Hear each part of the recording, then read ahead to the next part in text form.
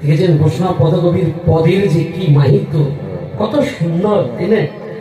মানে এত সুন্দর আর হয় না। বৈষ্ণব পদাবলী সেইটা লিখে গেছে, আজ পর্যন্ত কোন পণ্ডিতা হয়েছে কি? সেই যেনারা লিখে গেছেন। এই যে পদটা আমি গাইছি, এটা হচ্ছে বিপ্রদাস ঘোষ, যিনি মহাজন পদকবি, তিনি লিখেছেন। বিপ্রদাস ঘোষ এই পদটি রচনা করেছেন। কৃষ্ণ গোপাল মায়ের কোলের মধ্যে বসে বসে যখন এরকম বার্তা বলছিলেন, আর মহাজন এক পাশে দাঁড়িয়ে দাঁড়িয়ে লিখছিলেন যে ভগবান তার মাকে কত ভালোবাসে, কত আদর করে যত্ন করে মাকে সাজিয়ে দিতে বলছে।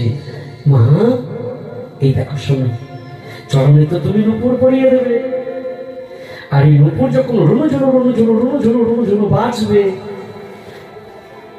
তখন বৃন্দাবনের মানুষ যারা, ব্রজবাসী যারা, ব্রজ গোপী যারা, তারা সবাই কি বলবে জানো? কে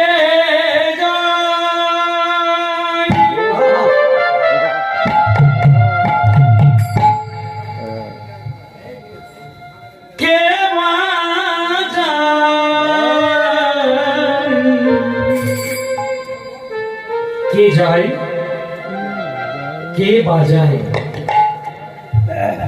সোনার নূপুর